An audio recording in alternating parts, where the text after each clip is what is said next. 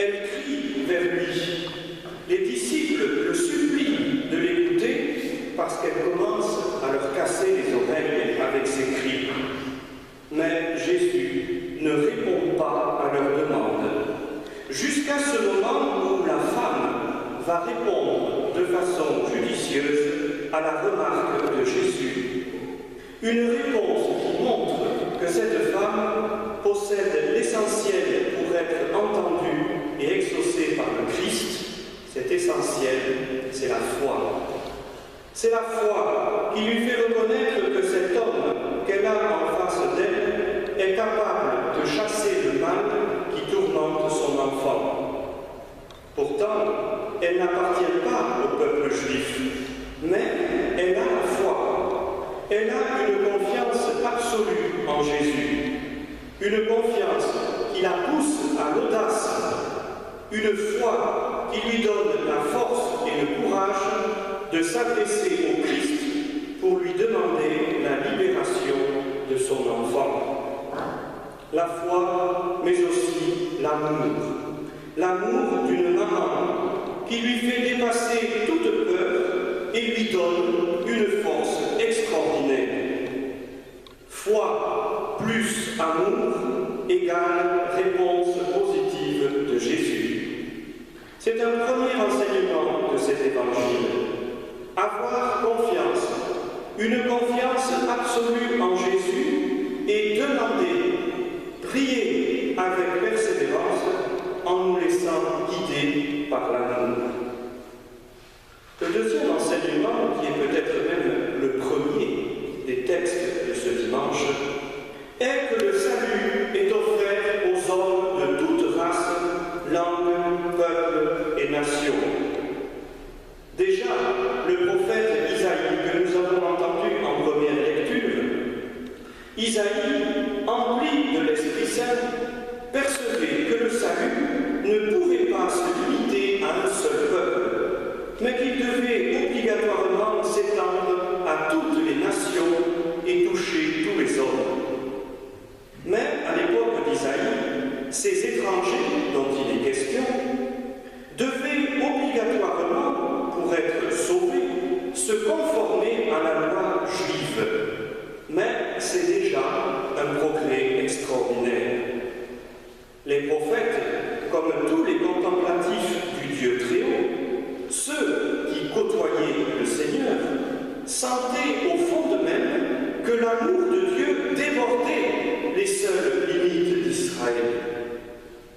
Le peuple juif a été choisi par Dieu pour une mission spécifique, apporter au monde entier la connaissance de l'existence du Dieu unique qui appelle les hommes au salut.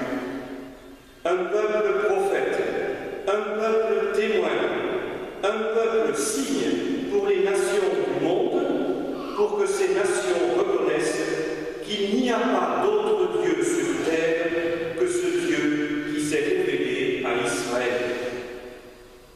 Il faudra beaucoup de temps au peuple élu pour comprendre cela. Et finalement, il ne le comprendra qu'à la Pentecôte, après le don de l'Esprit Saint.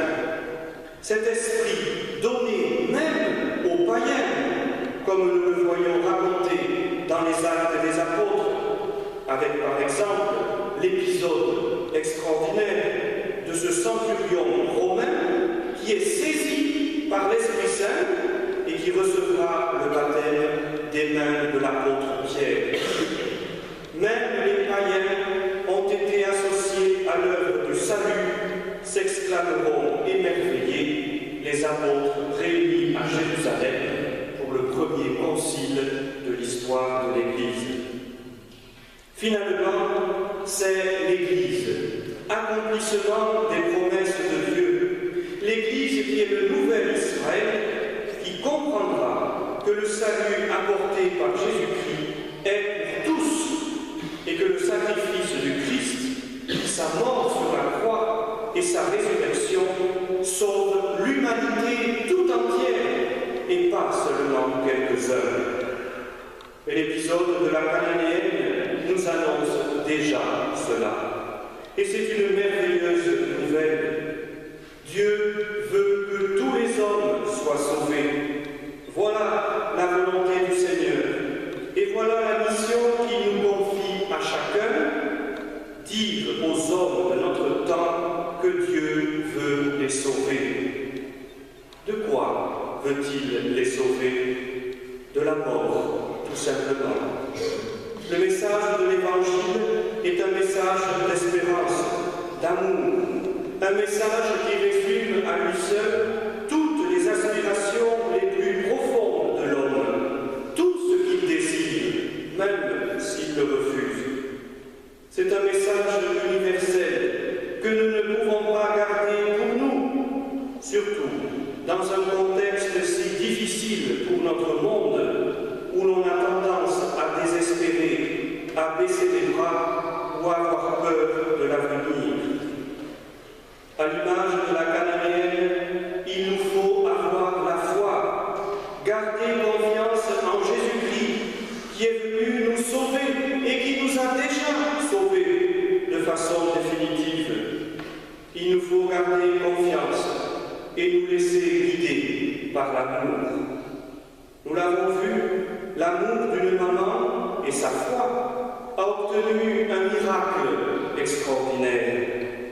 C'est parce que nous garderons confiance dans le Christ Jésus et que nous nous laisserons toujours conduire par l'amour qu'un miracle se produira, celui de la transfiguration de notre monde. Ce n'est pas un rêve, frères et sœurs, ni une histoire à dos de rose ou un conte pour les enfants, non. C'est une promesse, celle de notre Dieu qui s'est fait l'un de nous pour nous dire son amour et pour nous donner sa vie. La puissance de son amour pour nous a anéanti la mort. Alors entrons, confiants dans cet amour, et sachons être témoins de ce Dieu qui veut que tous les hommes soient sauvés, parce qu'il aime chacun des habitants de cette terre comme s'il était unique. N'ayons pas peur de le dire, surtout à ceux qui souffrent et qui désespèrent. Témoins d'un Dieu d'amour, signe d'un Dieu d'amour, porteur d'un message d'amour pour le monde d'aujourd'hui, voilà ce que le Seigneur fait de chacun de nous. Amen.